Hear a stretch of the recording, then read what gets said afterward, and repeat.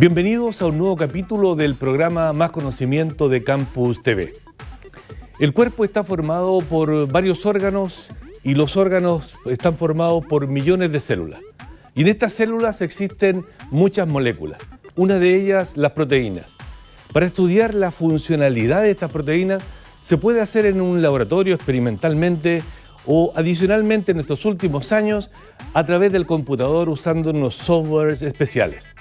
Para abordar este tema, conversaremos con la doctora Ariela Vergara, una joven investigadora del Centro de Bioinformática y Simulación Molecular de nuestra universidad. Acompáñenos. Ariela Vergara es ingeniero en bioinformática de la Universidad de Talca, doctora en ciencias aplicadas de la misma casa de estudios, integra el núcleo multidisciplinario y es investigadora del Centro de Bioinformática y Simulación Molecular en la institución, donde se desempeña como académica de la Escuela de Ingeniería Civil en Bioinformática. Fue ganadora del Premio Internacional L'Oréal UNESCO para Mujeres en Ciencia. Ha participado en más de 20 publicaciones y sus investigaciones apuntan al estudio de proteínas localizadas en las membranas celulares y su relación con trastornos neurológicos. Conversaremos con la doctora Ariela Vergara, profesora del Centro de Bioinformática y Simulación Molecular de nuestra universidad. Bienvenida, Ariela, a nuestra conversación para nuestros telespectadores. Muchas gracias por la invitación. Tú trabajas con proteínas desde el punto de vista bioinformático, ¿ya? Pero antes de entrar a la bioinformática, me gustaría que nos comentaras qué son estas moléculas. Ok. Bueno, las proteínas en sí, si pensamos que nuestro cuerpo está compuesto de células, yo defino siempre las proteínas como pequeñas máquinas que permiten mantenernos vivos, porque hacen diversas funciones en nuestro organismo, desde el transporte de sustratos, desde interacciones con pequeñas moléculas que nos van a permitir entonces hacer el funcionamiento, en algunos casos metabólico, que nos permite movernos, nos permite interactuar con otras personas, nos permite tener una vida como seres vivos, ¿no? Ya. O sea, son estas macromoléculas, así como hay otras como los carbohidratos, los lípidos y otras micromoléculas. Todas ellas están metidas adentro de la célula. Claro, y es importante que también ellas se conectan entre sí, es decir, proteínas interactúan con carbohidratos, las proteínas, precisamente las que yo estudio, están insertas en las membranas, entonces todo esto genera un gran complejo que permite el funcionamiento de nuestro organismo. Ya. Cuando todos los procesos biológicos pueden estudiarse en un laboratorio, en un tubo de ensayo, para decirlo en forma muy simple, o bien usando computadores. Tú preferentemente los estudias en computadores. ¿Qué es lo que le llaman simulación molecular, modelamiento molecular y cómo eso se ve en el computador? Como usted bien dice, las proteínas es posible estudiarlas desde diversos puntos de vista. Lo que yo hago es estudiar las proteínas a través del computador, utilizando diversas herramientas en el área de bioinformática, y la idea es que nosotros, utilizando software que están especializados para trabajar con estas proteínas, nosotros podemos verlas en 3 dimensiones en el computador, podemos ver sus interacciones, cómo están compuestas, describir los átomos que van a formar los aminoácidos que luego dan todo este esqueleto que forma la proteína. Entonces, básicamente, las herramientas bioinformáticas nos permiten visualizar a escala de pequeños átomos cómo estas proteínas están formadas. Y esas, o sea, uno puede mirar en el computador algo que, digámoslo, parecía simple para los que estamos en el medio, pero estoy pensando en nuestros telespectadores. Sí. Una célula no la vemos a simple vista, ¿verdad? Uno podría ver al microscopio la célula. Pero tú vas más allá, te metes en la célula con el computador y puedes ver las moléculas que están adentro de la célula. Sí. ¿Y cómo se visualiza? ¿Qué aspecto tiene? Ok. Inicialmente los trabajos con proteínas eran a nivel experimental. En el laboratorio se preparaba una solución que contenía una proteína. Si queríamos ver su interacción con una molécula, poníamos todos los componentes, pero el investigador era incapaz de visualizar y cuando uno tiene clara la estructura de una proteína, uno puede tener distintas hipótesis, plantearse muchos cuestionamientos, pero sin saber la estructura era difícil racionalizar qué querían descubrir.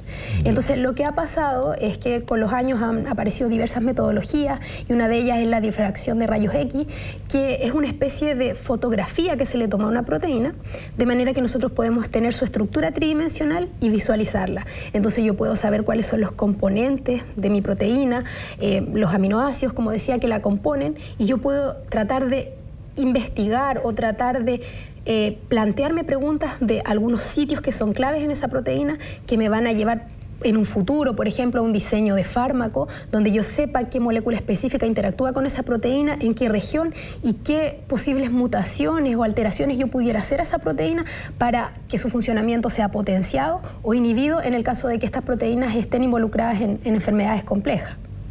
Ya, o sea, para ir puntualizando y dando más detalles, pero más que detalles, dando a entender mejor lo que tú estás comentando, que por ahí aparecen conceptos técnicos que obviamente para ti son del día a día, pero igual tenemos que ir aclarándolo. Una proteína que está formada por varias estructuras, y a veces muchas estructuras, que son los aminoácidos. Si falta algún aminoácido, si cambia algún aminoácido, ¿la proteína puede dejar de funcionar? Sí, en algunos casos las alteraciones pueden ser tan dramáticas que la proteína pierde su estructura en sí. Básicamente, si partimos desde muy abajo, vamos a decir de que nuestro cuerpo está compuesto por átomos, carbono, oxígeno, hidrógeno, y estos átomos se ensamblan para formar lo que son los aminoácidos. Y los aminoácidos, o una serie de aminoácidos, es lo que constituye una proteína. Si nosotros vemos que un aminoácido puede estar afectado, que son mutaciones que se generan en nuestro organismo por variaciones, ya sea del medio ambiente, por alteraciones genéticas, entonces cuando esos aminoácidos varían, se generan modificaciones que le hacen a la proteína perder su función o a veces hacer una función que puede estar súper potenciada, de manera que la proteína genera otras alteraciones en todo este entorno biológico que nosotros tenemos en las células. Yeah. Y entre las herramientas bioinformáticas que utilizas para visualizar y hacer el modelamiento molecular de estas proteínas, ¿se pueden dar algunas características? Los nombres de los software, uno que otro podría ser, pero más que ¿qué hacen? ¿Cómo lo hacen? ¿Alguna característica de alguno de ellos? Si nosotros vamos al centro de nuestra investigación, el diseño de nuestros computadores son computadores que están diseñados para videojuegos. Tienen unas tarjetas de video superpotenciadas que nos permiten entonces visualizar estas proteínas a full color, visualizar cada detalle de su estructura. Tú los ves en tres dimensiones. En tres dimensiones. Yo la puedo manipular, puedo rotar la proteína, puedo visualizarla, puedo acercarla. Incluso tenemos lo que son lentes estereoscópicos que nos permiten visualizar en 3D todo ese entorno biológico. Requerimos de computadores que es un computador... ¿Tienen que ser supercomputadores? No, puede ser un computador básico, teniendo una tarjeta de video razonable, y nosotros podemos visualizar las proteínas. Pero al momento que nosotros queremos simular cómo esas proteínas interactúan con otras moléculas o cómo esas proteínas se comportan en el tiempo, nosotros requerimos de software especializado, que ya ahí entramos en un área un poco más compleja, porque estos software están diseñados para utilizar las leyes de la física, para poder así determinar el movimiento de partículas, que es lo que nosotros vemos en nuestro computador.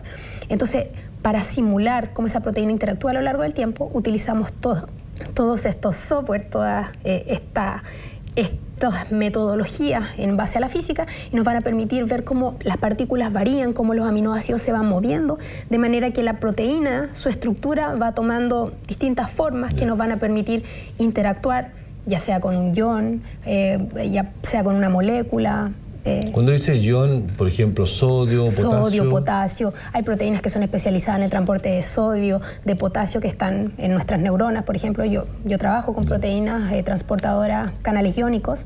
Ese tipo de moléculas se puede ver. A propósito, disculpa que te interrumpa, a propósito de lo que tú estudias, y de hecho por ahí va la siguiente pregunta que quería abordar, dado que tú trabajas con proteínas asociadas que forman parte de las membranas de estas células especializadas en tejidos nerviosos. ¿Qué hacen esas proteínas que tú particularmente estudias? Entendiendo que las proteínas tienen distintas funciones, las que tú estudias son con alguna funcionalidad especial. Sí. Si nosotros vemos el entorno de la célula, nosotros tenemos una membrana. Y esa membrana actúa como una barrera que impide el ingreso de ciertas moléculas, de ciertos solutos, o limita la salida para que, digamos, la célula tenga su estructura básica y no se deforme. Entonces, las proteínas que yo trabajo son proteínas que están insertas en las membranas celulares de manera que van a permitir el transporte de sustrato específico. Es decir, no todo puede entrar a la célula, tampoco todo puede salir, pero hay proteínas que son específicas para permitir el transporte de ciertas moléculas o ciertos iones, en el caso de los canales iónicos. Y lo que yo hago es entender cómo estas proteínas están insertas en la membrana, cómo se ensamblan, qué estructura ellas tienen y cómo pudieran interactuar con estas moléculas o solutos que pueden pasar de un lado a otro de la célula. Y entendiendo que la membrana tiene una doble capa fosfolipídica, ¿sí? Para los telespectadores, los lípidos son otro tipo de macromoléculas. Tú puedes ver cómo la proteína, esos aminoácidos de la proteína interactúan con los lípidos que están en la membrana. Sí, la mayoría son aminoácidos que están hechos para estar en un entorno lipídico, que es un entorno graso que tienen estas membranas. Entonces, claro, pero hay otros aminoácidos también que tienen otras características que no están interactuando con la membrana, que pueden estar expuestos hacia el interior de la proteína, y nosotros tratamos de identificar aminoácidos claves en esa región que van a permitir la afinidad a estas moléculas que pueden pasar a través de las proteínas. Claro que sí. Bien, vamos a hacer una breve pausa y luego volvemos a conversar con la doctora Ariela Vergara.